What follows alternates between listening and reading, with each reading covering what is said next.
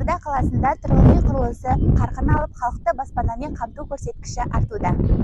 Биыл Қызылорда қаласында тұрғын үй құрылысын дамыту үшін бюджеттің барлық қаржыландыру көздеріне 22 миллиардтан астам қаржы бөлініп, оған 2424 пәтерді құрайтын 39 көпқабатты тұрғын үй құрылысы салынуда.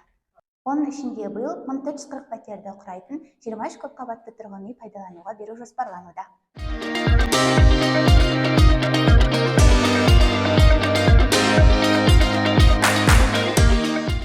Аман құрылыс мекемесі сол жағалауда 7 этажды 84 квартирлі үй тұрғын үй кешенін тұрғызып жатыр.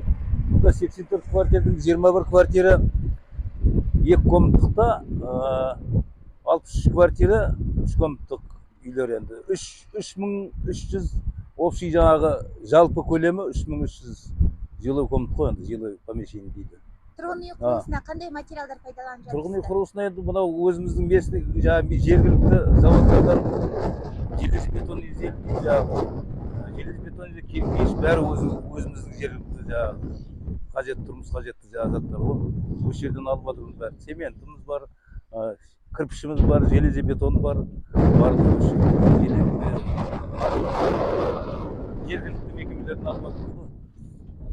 7 этаждықта Лифті қарастырылған, лифтіні біз уже осы қазір мұнан 5-ші этажы өріліп жатыр. Лифті мынау 1-ші этаждан бастап бәрі өріліп жатыр. Жақсы, бәрі өз стандартпен келе жатыр. Проектіміз бәріміз қолымызда.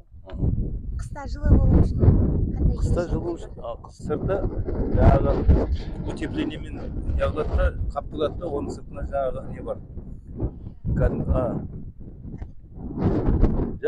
Металлический элементтер бар, солармен қапталады.